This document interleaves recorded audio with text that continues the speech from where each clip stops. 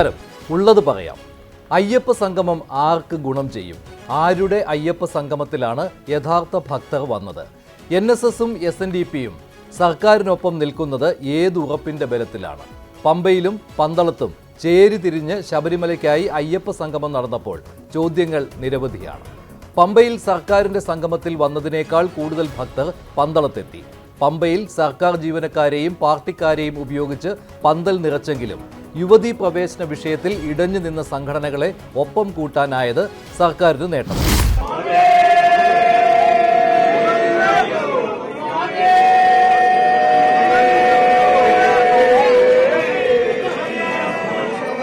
ധർമ്മശാസ്താവേ ധ്യാനസ്വരൂപനേ കാനനവാസനേ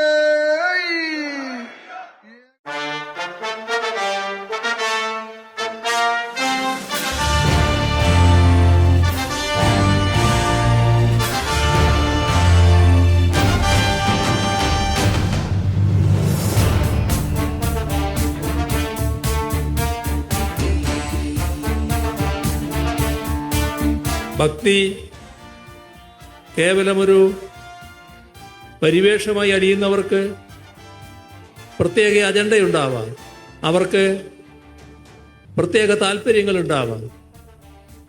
അവ മുൻനിർത്തി അവർ ഭക്തജന സംഗമം തടയാൻ എല്ലാവിധ പരിശ്രമങ്ങളും നടത്തി നോക്കി.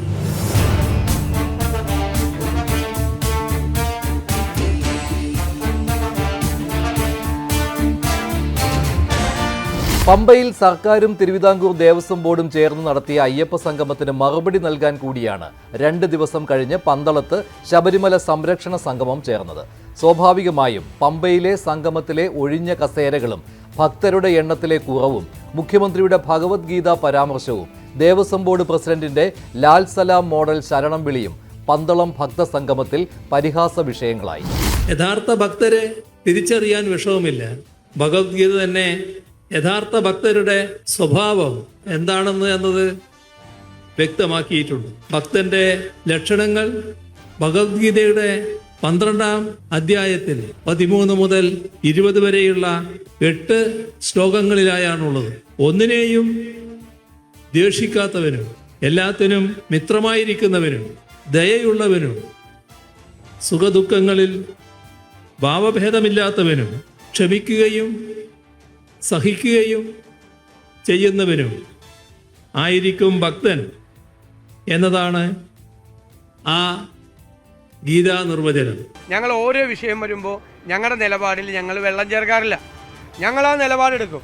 ഭൂരിപക്ഷ വർഗീയതയെയും ന്യൂനപക്ഷ വർഗീയതയെയും ഞങ്ങൾ ഒരുപോലെ എതിർക്കും. 2026 കനത്ത തോൽവി കണ്ടിട്ട് ഉണ്ടായ ഒരു വിഭ്രാന്തിയാണ് ഇപ്പോൾ ഗവൺമെൻറ്റിന്.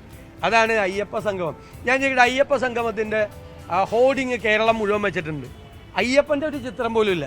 ആരും പറഞ്ഞില്ലല്ലോ. സ്വാമി അയ്യപ്പൻ്റെ ഒരു ചിത്രം പോലും ഇല്ല.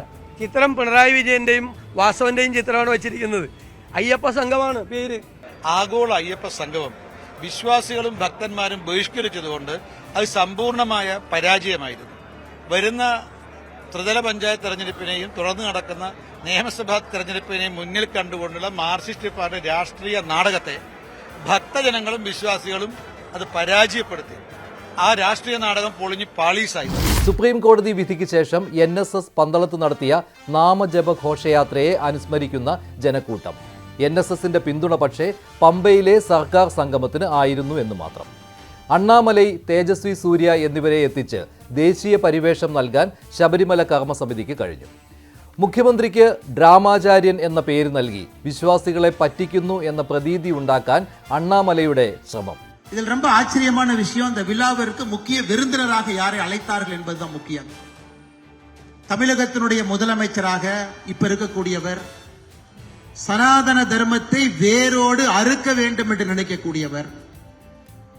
எங்களுடைய முதலமைச்சர் திரு மு க ஸ்டாலின் அவருடைய மகன் உதயநிதி ஸ்டாலின் சனாதன தர்மம் என்பது டெங்கு மஸ்கிட்டோ கொசுவை போன்றது, அதை ஒழித்தளிக்க வேண்டும் என்று சென்னையில் 2 ஆண்டுகளுக்கு முன்பு ஒரு நிகழ்வு நடத்தியவர். அதுல திரு மு.க. ஸ்டாலின் அவர்களை இந்த நிகழ்வுக்கு முக்கிய விருந்தினராக கேரள மாநிலத்தினுடைய முதலமைச்சர் பினராயி விஜயன் அவர்கள் இங்க வாங்கன்னு கூப்பிடும் பொழுதே நமக்கு தெரியும் இது ஐயப்பனுக்காக போடப்படக்கூடிய ஒரு நிகழ்வு கிடையாது. மக்களை ஏமாற்றி அரசியல்ல ஓட்டை வாங்குவதற்காக ஒரு நிகழ்வு இங்க போடுறாங்க என்பது தெள்ள தெளிவாக நமக்கு தெரியும். ஆனா திரு ஸ்டாலின் அவர்களையும் திரு பினராயி விஜயன் அவர்களையும் நான் அவர்களை எப்படி அழைப்பேன் என்று சொன்னால் நாஸ்திக் டிராமாச்சாரி என்றுதான் அழைப்பேன். പമ്പയും പന്തളവും രണ്ട് അയ്യപ്പ സംഗമങ്ങൾ കഴിയുമ്പോൾ ചോദ്യങ്ങൾ നിരവധി. ശബരിമല വീണ്ടും രാഷ്ട്രീയ നേട്ടത്തിനുള്ള ആയുധമാകുന്നു. സർക്കാരിനും ഇടതുമുന്നണിക്കും ബി.ജെ.പിക്കും സംഘപരിവാർ സംഘടനകൾക്കും അവരവരുടെ ലക്ഷ്യം പൂർത്തിയാക്കാൻ കഴിഞ്ഞു. സംഗമം വിജയമെന്ന് രണ്ടു പേർക്കും രണ്ട് തരത്തിൽ അവകാശപ്പെടാം. കർണാടകത്തിലെ കോൺഗ്രസിന്റെ അവിടുത്തെ PCC ഉപാധ്യക്ഷൻ വരെ പങ്കെടുത്തിരുന്നു. അദ്ദേഹത്തോടും ചോദിച്ചു, ഒരു പരാതിയില്ല, എല്ലാം ഭംഗിയായി കാര്യങ്ങൾ നടന്നിരിക്കുന്നു എന്ന രൂപത്തിലാണ് അദ്ദേഹവും സാക്ഷ്യപ്പെടുത്തിയത്. അപ്പം അതുകൊണ്ട് അവിടെ വന്ന ഭക്തജനങ്ങൾക്ക് ഉത്തരേന്ത്യയിൽ നിന്ന് വന്നവരോ ദക്ഷിണേന്ത്യയിൽ നിന്ന് വന്നവരോ കേരളത്തിൽ നിന്ന് വന്നവരോ വിദേശത്ത് നിന്ന് വന്നവരോ ആരും ഒരു പരാതി പറയാതെ പരാതിരഹിതമായ ഒരു അയ്യപ്പ സംഗമം. ഇവിടെ നോക്കൂ, നിങ്ങൾ ആരോടും ചോദിച്ചു, ഭക്തന്മാരുണ്ട്, വിശ്വാസികളുണ്ട്, ആധ്യാത്മിക ആചാര്യന്മാരുണ്ട്, അതേപോലെ തന്നെ വിവിധ ഹൈന്ദവ സംഘടനയുടെ പ്രതിനിധികളുണ്ട്. അതുകൊണ്ട് എല്ലാ അർത്ഥത്തിലും ഈ പന്തളത്ത് യഥാർത്ഥ അയ്യപ്പ സംഗമം ഇതാണെന്നാണ്. യഥാർത്ഥ അയ്യപ്പ സംഗമം അത് ഭക്തന്മാരും വിശ്വാസികളും പരിപൂർണമായി വിജയിപ്പിച്ചിരിക്കുന്നു എന്നുള്ളതാണ്. ഇതാണ് യഥാർത്ഥ യോഗം. ഇതിന് ബദലെന്ന് വേറെ പറയാം. ഞങ്ങളുടെ ആരുടെയും ബദലില്ല.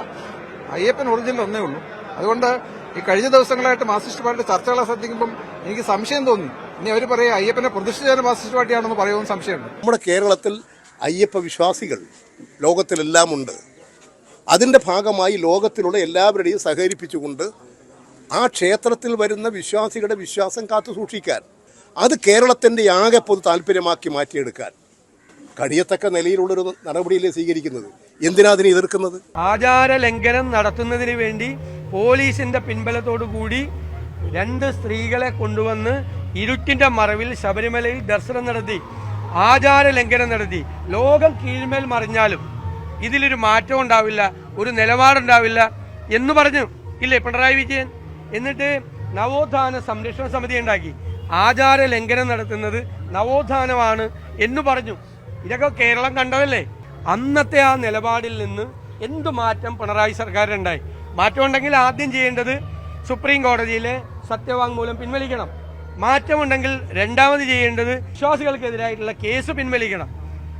മാറ്റമുണ്ടെങ്കിൽ മൂന്നാമത് പറയണം കഴിഞ്ഞ 9 കൊല്ലം ഒരു വികസന പ്രവർത്തനം അവിടെ നടത്താൻ പറ്റിയില്ല എന്ന് പറയണം. 10ാമത്തെ കൊല്ലം തെരഞ്ഞെടുപ്പ് പ്രഖ്യാപിക്കുമ്പോൾ സായാഹ്നത്തിൽ മാസ്റ്റർ പ്ലാൻ ഉണ്ടാക്കി ശബരിമലയെ ഞെട്ടിച്ചു കളയും എന്ന് പറഞ്ഞാൽ ഞങ്ങൾ ഞെട്ടില്ല. ശബരിമലയ്ക്കെതിരെ എന്ന ചീത്തപ്പേരൊഴിവാക്കി അയ്യപ്പന്മാരുടെ അടിസ്ഥാന സൗകര്യങ്ങൾ കൂട്ടി സുഖകരമായ തീർത്ഥാടനം ഉറപ്പുവരുത്താനുള്ള നിർദ്ദേശങ്ങളുടെ ക്രോഡീകരണമേ ലക്ഷ്യമിട്ടുള്ളൂ. അത് സാധിച്ചുവെന്ന് പമ്പയിലെ സംഗമം ചൂണ്ടിക്കാട്ടി സർക്കാരിന് പറയാം. യുവതീ പ്രവേശന വിഷയത്തിലെ നിലപാട് ഓരോ ഹിന്ദു സംഘടനകളെയും അവരവരുടെ നിലപാടിനൊത്ത് വിശദീകരിച്ചും ഉറപ്പു നൽകിയും പമ്പയിലെ സംഗമത്തിൽ അണിചേർത്ത സർക്കാരിന്റെ ലക്ഷ്യം വോട്ട് ബാങ്ക് തന്നെ. പന്തളത്തെ സംഗമത്തിലൂടെ ബി.ജെ.പിക്കും സംഘപരിവാർ സംഘടനകൾക്കും തങ്ങളുടെ ലക്ഷ്യവും സാധിച്ചെന്ന് അവകാശപ്പെടാം. യഥാർത്ഥ ഭക്തരുടെ സംഗമമെന്നും അവിടെയും ബി.ജെ.പിയുടെ രാഷ്ട്രീയ ലക്ഷ്യം നിഴലിച്ചു നിൽക്കുന്നു എങ്കിലും. അതായത് നഷ്ടം സംഭവിച്ചത് UDF-ന്. ന്യൂനപക്ഷ പ്രീണനത്തിനായി അയ്യപ്പന്മാരെ അവഗണിച്ചുവെന്ന ചീത്തപ്പേരും. സുപ്രീം കോടതി വിധിക്ക് ശേഷം സർക്കാരിനെതിരെ പ്രക്ഷോഭത്തിൽ ഉറച്ചുനിന്ന UDF-നെ NSSും കൈവിട്ടു.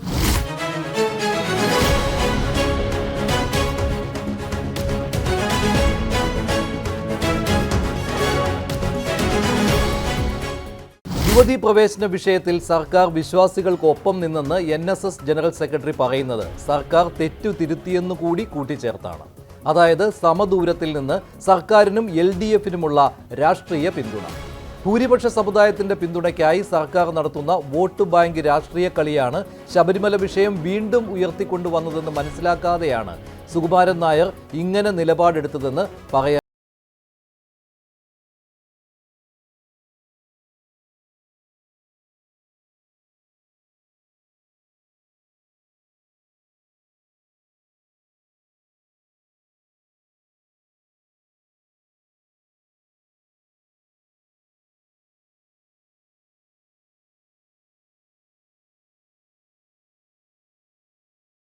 ഇതൊരു നിലപാടാണ്.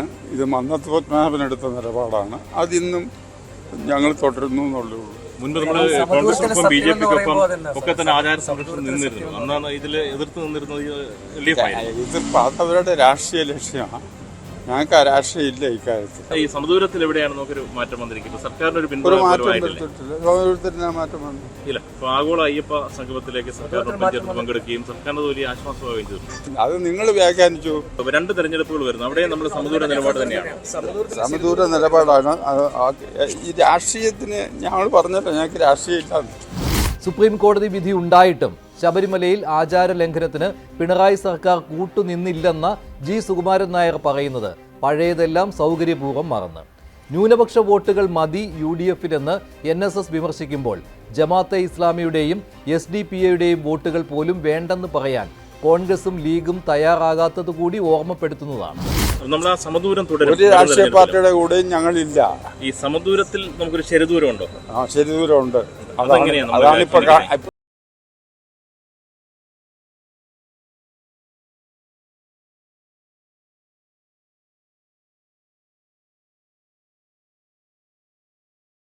സമുദായത്തിന്റെ നിലപാട്, സമുദായത്തിന്റെ ശക്തമായ നിലപാട്, LDF അനുകൂല നിലപാട് തെരഞ്ഞെടുപ്പിൽ ബാധിക്കില്ലേ? ശബരിമല വിഷയത്തിൽ ജി സുകുമാരൻ നായരുടെ സർക്കാരിനുള്ള ഗുഡ് സർട്ടിഫിക്കറ്റിന് വെള്ളാപ്പള്ളി നടേശൻ പിന്തുണ നൽകിയതോടെ രണ്ട് പ്രബല ഹിന്ദു സമുദായ സംഘടനകൾ സർക്കാരിനൊപ്പം ചേർന്ന കാഴ്ച. പകച്ചു നിൽക്കുന്ന കോൺഗ്രസ്. സമുദായ സംഘടനകളുടെ നിലപാട് എല്ലാ കാലത്തും സമുദായ അംഗങ്ങൾ മുഖവിലക്കെടുക്കുമെന്ന് പറയാനാകില്ലെങ്കിലും ഈ പിന്തുണയിൽ നിന്ന് സമദൂരത്തിലേക്കെങ്കിലും മാറ്റാൻ UDF പാടുപെടേണ്ടി വരും. ശബരിമലയിലെ ആചാര ലംഘനം നടത്തുന്ന സമയത്ത് ഞങ്ങളല്ലേ ഉണ്ടായിരുന്നുള്ളൂ. അത് സംരക്ഷിക്കാൻ, ആചാരങ്ങളെ സംരക്ഷിക്കാൻ വേണ്ടി എന്തു വില കൊടുത്തും നിലപാടെടുത്ത് ഞങ്ങളല്ലേ കൂടെ നിന്നത്. ഞങ്ങൾ NSSുമായിട്ടോ SNDP ആയിട്ടോ ഏതെങ്കിലും സമുദായ സംഘടനകളായിട്ടോ കേരളത്തിലെ കോൺഗ്രസിനോ കേരളത്തിലെ UDF നേതൃത്വത്തിനോ ഒരു തർക്കമില്ല. ഈ ഇന്ത്യയിലെ ഏറ്റവും വലിയ നരേന്ദ്രമോദിയേക്കാൾ വർഗീയവാദിയായ യോഗി ആദിത്യനാഥിൻ്റെ പ്രസംഗം അവിടെ വായിച്ച് മന്ത്രി കോൾമയിർ കൊണ്ടത്, ഇതിനൊക്കെ ഞങ്ങൾ സാക്ഷിയാകേണ്ടി വരില്ലായിരുന്നു. അദ്ദേഹത്തിന് ഇങ്ങനെ മാറി മാറി പറയും. നേരത്തെ പറഞ്ഞിരുന്നു ഒരു സമുദായ നേതാക്കന്മാരെ തിന്നവരൊക്കെ ഇന്ന് പത്രത്തെ കണ്ട് ഒരു സമുദായ നേതാക്കന്മാരോടും എനിക്ക് വിരോധമില്ല. അപ്പോൾ ഈ കുറേ വൈകി കുറേ വിവേചനം ഇപ്പോൾ ഉണ്ടാകുന്നുണ്ട് അദ്ദേഹത്തിന്. ഇതിനൊന്നും മറുപടി പറഞ്ഞിട്ട് വല്ല കാര്യം. രാഷ്ട്രീയ നിലപാടൊന്നും NSS സ്വീകരിച്ചിട്ടില്ലെന്ന് പറഞ്ഞ് കോൺഗ്രസും BJPയും പെരുന്നയുമായി ഞങ്ങൾക്കും നല്ല ബന്ധമെന്ന് പറഞ്ഞാലും സുകുമാരൻ നായർ ഇത് രാഷ്ട്രീയ നിലപാടല്ലെന്ന് പറഞ്ഞാലും ഇതിനേക്കാൾ വ്യക്തമായി സർക്കാരിനും ഇടതു മുന്നണിക്കുമുള്ള പിന്തുണ പറയാൻ കഴിയില്ല. അത്രയ്ക്ക് വ്യക്തതയാണ് സുകുമാരൻ നായർ സർക്കാരിന് പിന്തുണ എന്ന് പറയുമ്പോൾ നൽകുന്നത്. ഈ ആഗോള അയ്യപ്പ സംഗമത്തിന് ശബരിമലയുടെ വികസനവും അതോടൊപ്പം തന്നെ അവിടുത്തെ എല്ലാ ഭാവി പ്രവർത്തനങ്ങൾക്കും സഹായകരമായ ചർച്ചകളും തീരുമാനങ്ങളും എല്ലാം ഉണ്ടാകും എന്ന് പ്രതീക്ഷിക്കുന്നു. അതുകൊണ്ട് തന്നെ ഞാനതിലെല്ലാ പിന്തുണയും പ്രഖ്യാപിക്കുന്നു. NSSൻ്റെ നേരത്തെ തന്നെ പറഞ്ഞിരുന്നു. അതനുസരിച്ച് അദ്ദേഹം പ്രതിനിധി അയച്ചു, കൃത്യമായ അവരുടെ അഭിപ്രായങ്ങൾ രേഖപ്പെടുത്തി. ഇപ്പോൾ അതിനെ പിന്തുണയ്ക്കുകയും ചെയ്തു. അപ്പോൾ അതിനുശേഷം അദ്ദേഹം ഇന്ത്യൻ എക്സ്പ്രസിന് കൊടുത്ത ഒരു ഇൻ്റർവ്യൂവിനകത്ത് വന്ന വിഷയങ്ങളാണ് വാർത്തയായി കണ്ടത്. അത് അദ്ദേഹത്തിൻ്റെ നിലപാടിൽ നല്ല സ്വാഗതാർഹമായൊരു നിലപാട്, ഒപ്പം ഒരു സൃഷ്ടിപരമായ വിമർശനവും അദ്ദേഹം ഉയർത്തിയിട്ടുണ്ട് UDFനും BJPക്കും എതിരായി. യഥാർത്ഥത്തിൽ ആഗോള അയ്യപ്പ സംഘത്തിൽ ഒരു രാഷ്ട്രീയവും ഉണ്ടായിരുന്നില്ല. കേരളത്തിൻ്റെ ഭാവി നിർണ്ണയിക്കുന്നതിൽ ഒരു മൂന്നാം ഘട്ടത്തിലേക്കുള്ള ഇടതുപക്ഷ ജനാധിപത്യ മുന്നണി ഗവൺമെൻറ്റിൻ്റെ പ്രവേശനം, അതിന് കേരളം ഒരുങ്ങുന്നു. എല്ലാ വിഭാഗം ജനങ്ങളുടെയും നല്ല പിന്തുണയോടുകൂടിയാണ് ആ മുന്നേറ്റം ഉണ്ടാവുന്നത്. സർക്കാരിനെ ശബരിമല വിഷയത്തിൽ പ്രശംസിക്കുമ്പോൾ അത് LDFന് കിട്ടുന്ന ആശ്വാസം ചില്ലറയല്ല. NSSൽ നിന്ന് ഒന്നും പ്രതീക്ഷിക്കാനില്ലെന്ന സാഹചര്യത്തിൽ നിന്ന് കിട്ടുന്നത് ബോണസ് എന്ന നിലയിലേക്കാണ്. ഇതിന് സുകുമാരൻ നായരെ പ്രേരിപ്പിച്ചത് വ്യക്തി താൽപ്പര്യങ്ങളാണ് എന്ന ആക്ഷേപം സ്വാഭാവികം മാത്രം. ന്യൂനപക്ഷ വോട്ടുകൾ, പ്രത്യേകിച്ച് ക്രൈസ്തവ വോട്ടുകൾ UDFനൊപ്പം ഏറിയും കുറഞ്ഞും കാലാകാലം നിൽക്കുന്നത് NSSന് അറിയാവുന്ന കാര്യമാണ്. ലീഗിലൂടെ മുസ്ലിം വോട്ട് ബാങ്കും സുരക്ഷിതമാക്കാൻ UDFന് മിക്കപ്പോഴും കഴിയുന്നുണ്ട്. അവിടെ അയ്യപ്പ സംഗമത്തിൽ പങ്കെടുക്കാത്തതിനാൽ UDFന് ന്യൂനപക്ഷ വോട്ട് മതി എന്ന ചിന്തയാണെന്ന് സുകുമാരൻ നായർ പറയുമ്പോൾ അതിന് വിശ്വാസ്യത കിട്ടാൻ പ്രയാസമാണ്. ജമാഅത്തെ ഇസ്ലാമിയെയും SDPAയെയും സമീപകാല ഉപതെരഞ്ഞെടുപ്പ് സമയത്ത് ആരുടെയും വോട്ട് സ്വീകരിക്കും എന്ന് പറഞ്ഞ് UDF തള്ളിക്കളയാതിരുന്നത് ശരിയാണെങ്കിൽ പോലും NSSന്റെ നിലപാടിന് വിശ്വാസ്യതക്കുറവ് തോന്നുന്നുണ്ട്. NSS അവരുടെ അഭിപ്രായങ്ങൾ പലതും പറയും. പക്ഷേ NSSുമായി ഞങ്ങൾ UDFനെ സംബന്ധിച്ചിടത്തോളം യാതൊരുവിധ തർക്കങ്ങളും അവരുമായിട്ടില്ല. എന്തായാലും അവരുമായി പല കാര്യങ്ങൾക്കും ചർച്ചകളുടെ അടിസ്ഥാനത്തിൽ കാര്യങ്ങൾ ഞങ്ങൾ ഒന്നിച്ചു പോകും. ശബരിമല വിഷയത്തിലെ NSSന്റെ U-ടേൺ പലതും മറച്ചുവെച്ചാണ്. നാമജപ ഘോഷയാത്രയുമായി NSS രംഗത്തെത്തിയതോടെയാണ് UDFും BJPയും യുവതീ പ്രവേശനത്തിനെതിരെ പ്രക്ഷോഭവുമായി സജീവമായത് എന്ന കാര്യം ശരിയാണ്. എന്നാൽ അതിലെങ്ങനെയാണ് സർക്കാർ നിലപാടിനെ പ്രശംസിക്കേണ്ടത്? നാമജപ ഘോഷയാത്രയെ തെറി ഘോഷയാത്രയെന്ന് ആക്ഷേപിച്ചത് മറന്നു. യുവതികൾ സന്നിധാനത്തെത്തിയതിന് ഹർത്താൽ നടത്തിയതിനെ ആക്ഷേപിച്ച് ഇന്ന് ഹർത്താൽ ഇല്ലേ എന്ന് പരിഹസിച്ച മുഖ്യമന്ത്രി ഇപ്പോൾ ആചാര സംരക്ഷകനായത് NSSന് എങ്ങനെ മനസ്സിലായി? സുകുമാരൻ നായർ പറയുന്നത് ഇനി ആചാര ലംഘനം ഉണ്ടാകില്ലെന്ന് മുഖ്യമന്ത്രിയുടെ അറിവോടെ മന്ത്രി VN വാസവൻ ഉറപ്പ് നൽകിയെന്നാണ്. ഈ നിലപാട് പക്ഷേ സർക്കാർ ഇതുവരെ തുറന്നു പറഞ്ഞിട്ടില്ല. KPMSനെ അയ്യപ്പ സംഗമത്തിൽ പങ്കെടുപ്പിച്ചത് നവോത്ഥാന സംരക്ഷണം ഉറപ്പു നൽകിയാണ്. അതായത് യുവതീ പ്രവേശനത്തിന് അനുകൂലമായ നിലപാട് മാറിയിട്ടില്ലെന്ന്. ഈ ഇരട്ടത്താപ്പിനെയാണ് UDFും BJPയും വിമർശിക്കുന്നത്. സുപ്രീം കോടതിയിലെ സത്യവാങ്മൂലത്തെക്കുറിച്ച് പോലും വ്യക്തമായ മറുപടി നൽകാതെ പുകമറ ഉണ്ടാക്കുകയാണ് സർക്കാർ. ഇതൊന്നും NSS ജനറൽ സെക്രട്ടറിക്ക് സർക്കാരിൻ്റെ ഇരട്ടത്താപ്പായി തോന്നുന്നില്ല. മറിച്ച് മന്ത്രി VN വാസവൻ ചെവിയിൽ പറഞ്ഞ ഉറപ്പിനാണ് വില. ജനങ്ങൾ വിഡ്ഢികളല്ല. കാരണം അവർ ചെയ്ത കാര്യങ്ങളെല്ലാം പബ്ലിക് ഡൊമൈനിലുണ്ട്. ഞങ്ങളാരും സമുദായ സംഘടനകളെ വെല്ലുവിളിക്കാറില്ല. ഞങ്ങളാരും ആരെയും അപകീർത്തിപ്പെടുത്താറില്ല. ഇതെല്ലാം ചെയ്തത് CPMും ഗവൺമെന്റുമാണ്. അപ്പോൾ അവരിപ്രാവശ്യം തെരഞ്ഞെടുപ്പ് മുന്നിൽ കണ്ട് അത് തൊട്ട്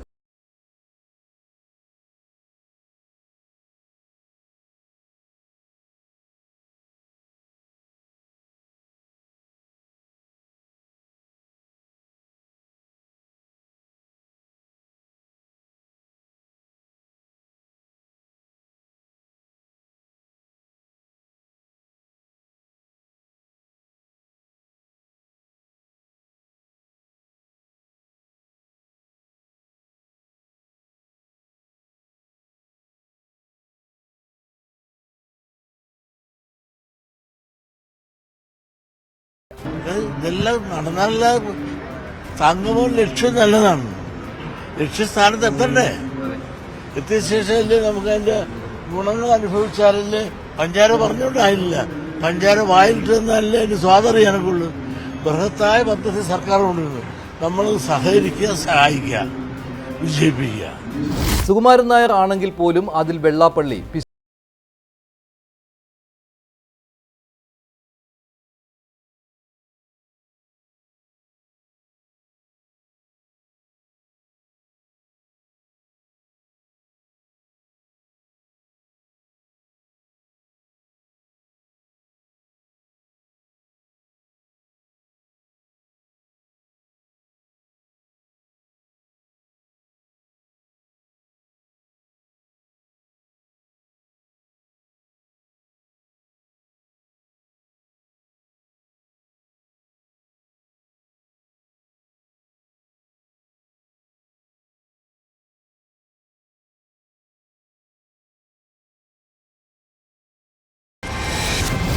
സമദൂരത്തിൽ നിന്ന് ഇടതിലേക്ക് അടുക്കുന്നുവെന്ന സന്ദേശം സുകുമാരൻ നായർ എന്തിനു നൽകിയെന്നതിന് ശബരിമല വിഷയത്തിൽ സർക്കാർ വിശ്വാസികൾക്കൊപ്പമായിരുന്നെന്നോ ആണെന്നോ ഉള്ള വിശദീകരണം പോരാ. രാഷ്ട്രീയ പിന്തുണ നൽകുമ്പോൾ NSS ജനറൽ സെക്രട്ടറിയുടെ മനസ്സിൽ മൂന്നാമതും ഭരണത്തിലേക്ക് എത്തുന്ന ഇടത് സർക്കാരായിരിക്കും. അയ്യപ്പ സംഗമത്തിൽ പങ്കെടുക്കാതെ UDF ന്യൂനപക്ഷ പ്രീണനം നടത്തിയെന്ന് പറയുന്നതിലും വിശ്വാസ്യത കിട്ടുന്നില്ല. ഇതെല്ലാം ഉണ്ടെങ്കിലും NSS ജനറൽ സെക്രട്ടറിയെ വാക്കുകൊണ്ടോ പ്രവൃത്തി കൊണ്ടോ നോവിക്കാതെ മുന്നോട്ട് പോവുകയാണ് UDFും BJPയും. NSSനടക്കമുള്ള സമുദായ സംഘടനകൾക്ക് എന്ത് തീരുമാനം വേണമെങ്കിലും എടുക്കാം. അവരുടെ സ്വാതന്ത്ര്യമാണ്. ഞങ്ങൾക്ക് അതിൽ യാതൊരു പരാതിയില്ല. ഞങ്ങളുടെ തീരുമാനം രാഷ്ട്രീയമായ തീരുമാനമാണ്. യോഗി ആദിത്യനാഥ് പിണറായി വിജയന് പറ്റിയ നല്ല കൂട്ടുകാരനാണ്. ഒരു സംശയ കാര്യത്തിലില്ല. ആ കൂട്ടുചേർന്ന് പോട്ടെ. ഞങ്ങൾ കേരളത്തിൻ്റെ മതേതര മനസ്സിൻ്റെ മുന്നിൽ ഈ വർഗീയവാദത്തെ ഞങ്ങൾ പൊളിച്ചു കാട്ടും. അതാണ് ഞങ്ങളുടെ ജോലി. ഞങ്ങളത് ചെയ്യും കൃത്യമായി. വർഗീയവാദികളെ NSSന്റെ അടിച്ചതിൻ്റെ അകത്തേക്ക് അദ്ദേഹം കയറ്റാൻ ഇതുവരെ സമ്മതിച്ചിട്ടില്ല. അതൊരു ഉറച്ച നിലപാടാണ്. ആ ഉറച്ച നിലപാട് അദ്ദേഹം സ്വീകരിച്ചതിന് ഞങ്ങൾ അഭിനന്ദിച്ചിട്ടുണ്ട്. ഞങ്ങളും അദ്ദേഹവുമായിട്ടോ NSS ആയിട്ടോ ഒരു തർക്കമില്ല. ഞങ്ങളെ സംബന്ധിച്ച് NSS ആയാലും SNDP ആയാലും സാമുദായിക സംഘടനകളായാലും അവർക്ക് അഭിപ്രായം പറയാനുള്ള സർവ്വ സ്വാതന്ത്ര്യമുണ്ട്. സത്യത്തില് ശബരിമല വിഷയത്തില് NSSന്റെ നിലപാട്, BJPയുടെ നിലപാട്, വിവിധ ഹൈന്ദവ സംഘടനകളുടെ നിലപാട് ഒന്നായിരുന്നു. CPM അവരുടെ നിലപാടിൽ മാറ്റം വരുത്തി. ആ മാറ്റം ആത്മാർത്ഥയില്ല എന്നുള്ള ഞങ്ങളുടെ അഭിപ്രായം. NSSും SNDPയും അനഭിമതനായി കാണുന്ന VD സതീശൻ എന്ന ഘടകം കൂടി രണ്ട് സമുദായ സംഘടനകളുടെയും പ്രത്യേകിച്ച് NSSന്റെ UDF വിമർശനത്തിന് പിന്നിലുണ്ടാകും. സമുദായ സംഘടനാ നേതാക്കൾ പറയുന്നത് അതേപടി സമുദായ അംഗങ്ങൾ മുഖവിലക്കെടുക്കില്ലെന്ന് പറയാമെങ്കിലും തെരഞ്ഞെടുപ്പ് സമയത്ത് പിന്തുണ ഉറപ്പിക്കാനുള്ള നീക്കങ്ങൾ രാഷ്ട്രീയ തന്ത്രത്തിന്റെ ഭാഗം കൂടിയാണ്. വിഷയാധിഷ്ഠിതമായി സർക്കാരുകളെ വിമർശിക്കുകയും അനുകൂലിക്കുകയും ചെയ്യുമ്പോഴും തെരഞ്ഞെടുപ്പ് സമയത്ത് സമദൂരം വെടിയാൻ NSS ശ്രമിക്കാറില്ല. സമുദായ നേതാവിന് മറ്റ് ലക്ഷ്യങ്ങൾ എന്ന വിമർശനത്തിന് ആക്കം കൂട്ടുന്നതും ഇതുതന്നെ.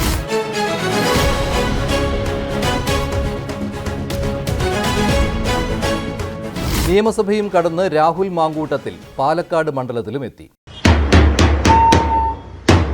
വ്യാപാര സ്ഥാപനങ്ങളുടെ ഉടമകളുടെ പ്രത്യേക ശ്രദ്ധയ്ക്ക് രാഹുൽ മാങ്കൂട്ടം പാലക്കാട് ഇറങ്ങിയ വിവരം വ്യസനസമേതം DYFI അറിയിക്കുകയാണ്. വസ്ത്രവ്യാപാരികൾ പുറത്തുവച്ചിരിക്കുന്ന പ്രതിമകൾ എത്രയും പെട്ടെന്ന് തന്നെ സ്ത്രീകളുടെ പ്രതിമകൾ ഉണ്ടെങ്കിൽ എടുത്തുള്ളിൽ വെക്കണമെന്ന് വിനീതപൂർവ്വം അറിയിക്കുകയാണ്.